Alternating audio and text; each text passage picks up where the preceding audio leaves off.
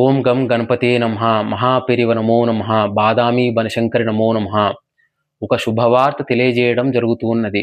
అదేమిటనగా వచ్చే శ్రావణ మాసము రక్షాబంధనం రోజున పరమ పవిత్రమైనటువంటిది, మన యొక్క సకల కష్టాలను తొలగించేటటువంటిది, మనకు మోక్షాన్ని సైతం మనకు చేకూర్చేటటువంటి సంపూర్ణ రామాయణ ప్రవచనం ప్రారంభం కానున్నది.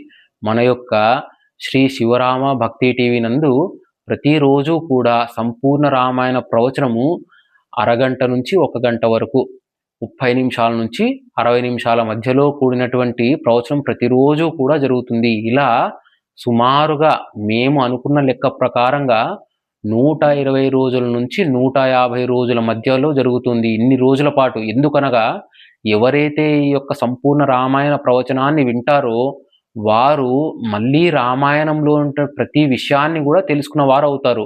అనగా రామాయణంలో ప్రతి విషయాన్ని కూడా ఎంతో సవివరంగా తెలియజేయడం జరుగుతూ ఉన్నది. ఏమిటండి ఈ యొక్క ప్రవచనం వినడం వల్ల మనకు కలిగే లాభం ఏమిటి? మన యొక్క జీవితంలో జరిగే ప్రతి విషయానికి కూడా సమాధానం రామాయణంలో ఉంది. ఉదాహరణకు సంతానం కలగాలి, అప్పుడు మనం ఏం చేయాలి? సుబ్రహ్మణ్యోత్పత్తి చదవాలి. అది ఎక్కడుంది? రామాయణంలో ఉంది. నేను కాశీలో ఉన్నటువంటి గంగలో ఇప్పుడే ఈ రోజే నేను స్నానం చేయాలండి అనుకున్నాను. అప్పుడు ఏం చేయాలి?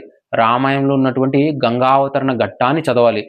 నా కొడుక్కో కూతురుకో లేదా నాకో వివాహం జరగలేదని బాధపడుతున్నారు ఎవరో, అప్పుడు ఏం చేయాలి? సీతారామ కళ్యాణ ఘట్టాన్ని చదవాలి. శత్రుపీడ తొలగాలి, అప్పుడు ఏం చేయాలి?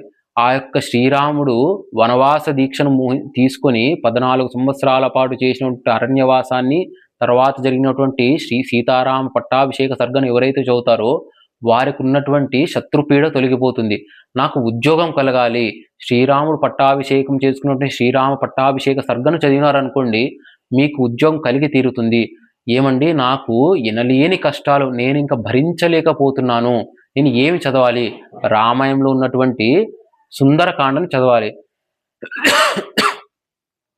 ఇలా ఎవరైతే చేస్తారో వారికి వారి జీవితంలో కలిగే ప్రతి కష్టము తొలగిపోతుంది. అంతేకాదండి, మన యొక్క పితృదేవతల అనుగ్రహం కలగాలన్నా, నేను మా యొక్క పితృదేవతలకి పితృతర్పణం వదలలేదు, ఉదక సంస్కారం చేయలేదు, నేను పుణ్యక్షేత్రం వెళ్ళినా కూడా వారికి పితృతర్పణాన్ని చేయలేదు, నేను చేసిన పాపం తొలగిపోవాలంటే ఏం చేయాలి?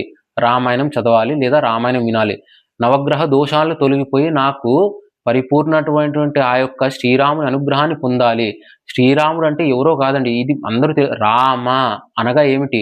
పంచాక్షరిలో ఒక అక్షరం అనగా నమశివాయ నుంచి ఒక అక్షరము, అష్టాక్షరి మంత్రము అనగా నమో నారాయణ నుంచి ఒక అక్షరము, అగ్ని బీజము అమృత బీజం సమ్మేళనమే రామనామము. అటువంటి రామనామంతో కూడుకున్నదే రామో విగ్రహవాన్ ధర్మ, రాశీభూతమైనటువంటి ధర్మమే ఆ యొక్క రాముడు.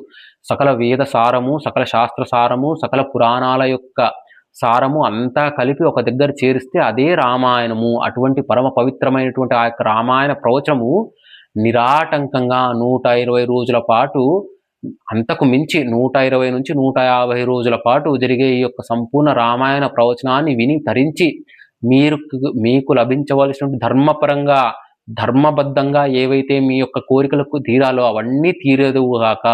ఆ యొక్క శ్రీరామచంద్రుని యొక్క పరిపూర్ణ అనుగ్రహం మీ అందరికీ కలగాలని కోరుకుంటూ, మీరందరూ కూడా రామాయణాన్ని పరిపూర్ణంగా చదవగలమన్నవారు మరీ సంతోషము. మేము చదవలేము, ఇప్పుడున్నటువంటి ప్రస్తుత కాలంలో మేము వినగలము అన్నవారు ప్రతిరోజు కూడా కాల విలంబన లేకుండా సాయంకాలం 6:30 గంటలకు శ్రీ శివరామ భక్తి టీవీలో ప్రవచనం జరగబడుతుంది. కాబట్టి దాన్ని విని అందరూ ఆ యొక్క శ్రీరాముని యొక్క పరిపూర్ణ అనుగ్రహాన్ని పొందాలని కోరుకుంటూ శ్రీరామ జయ రామ జయ జయ రామ. ఓం శాంతి శాంతి శాంతి.